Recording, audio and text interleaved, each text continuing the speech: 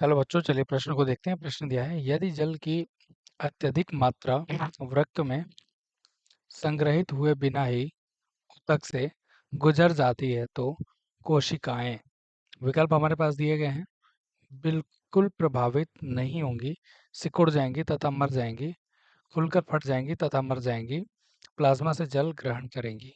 तो इस प्रश्न की मुख्य अवधारणा को समझते हैं। मुख्य अवधारणा, तो ये जो है वृक्क की क्रियाविधि से संबंधित है। क्रियाविधि, तो हम जानते हैं कि जो वृक्क की क्रियाविधि के अंतर्गत मूत्र निर्माण की क्रिया होती है।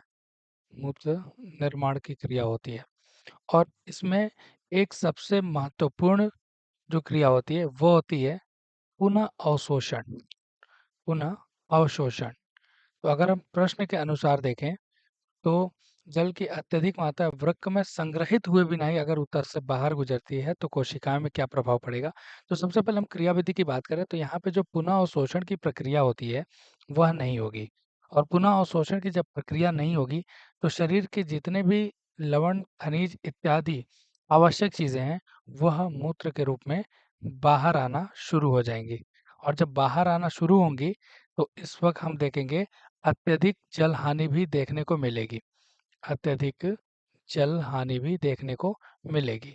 और जब यह अत्यधिक जल हानि तथा जितने भी आवश्यक तत्व हैं उनको भी बाहर आने की वजह से जो भी ऊतक है, ऊतक में क्या प्रभाव पड़ेगा, जल का अभाव होगा।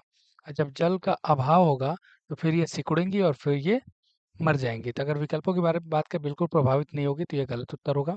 सिकुड़ जाएंगी तथा मर जाएंगी, ये सही उत्तर होगा। खुलकर फट जाएंगी तथा मर जाएंगी, गलत उत्तर। प्लाज्मा जल ग्रहण कर, ये भी गलत उत्तर। हमारे इस प्रश्न का सही उत्तर विकल्प बी है। आशा करते हैं इस प्रश्न का उत्तर आप समझ में आया होगा। धन्यवाद।